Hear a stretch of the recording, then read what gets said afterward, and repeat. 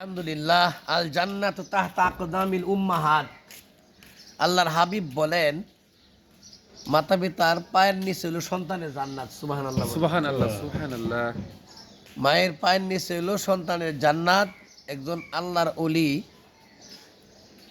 বলছিল যে ওদের সময় বলছিল, তুমি যাবা গিয়া মায়ের পাওটা আলগি দিবা, আলগি দিয়ে দেখবা জান্নাত দেখা যা। বলেন সুবহানাল্লাহ। এই জন্য এইলো মা। এই যে দেখেন, মাদ্রাসার ছাত্র যখন লেখাপড়া করে, করার পরেই তখন মা যদি অসুস্থ মা যদি খেদমত নাও করতে পারে, মা যদি কোনো কিছু জোগাড় করে না দিতে, খানা বানা জোগাড় করে না দিতে পারে, তবু কি করে চেষ্টা করে কাঁপে কাঁপে এলেও সন্তানের জন্য খানা ফাটাইবার লেগে।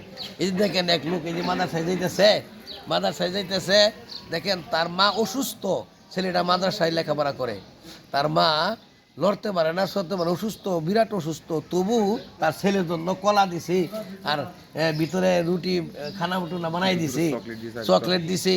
দেখেন এইলো মা, যে তুমি নেয়া দেও, আমি অসুস্থ দিকে কেছি, আমার ভোলা খাইব না। আল্লাহু আকবার। এই জন্য আল্লাহ পাক রব্বুল আলামিন তার সন্তানকে মাদ্রাসার মধ্যে দিছে। আল্লাহ কবুল করুক, সকলে বলেন আমিন। আল্লাহ পাক রব্বুল আলামিন তার সন্তানকে বড় ধরনের একটা আলেম বানাক, সকলে বলেন আমিন। তার বাবাকে আল্লাহ কবুল করুক, সকলে বলেন আমিন। তার বাবা পরিশ্রম করিয়া এই যে খানা নিয়ে দেব মাদ্রাসায়, তারপরে এতে মাদ্রাসার থেকে আসে না কিছু মুজু করে ভর্তি করে যাবো, আবার সেই এই গার্মেন্টসে চলে যাব। এই যে আল্লাহ কবুল করুক, সকলে বলেন আমিন। আর সবাইকে আল্লাহ পাক আমল করতে দান করুক, আমিন। আসসালামু আলাইকুম ওয়া রাহমাতুল্লাহি ওয়া বারাকাতুহু। ওয়ালাইকুম সালাম ওয়া রাহমাতুল্লাহি ওয়া বারাকাতুহু।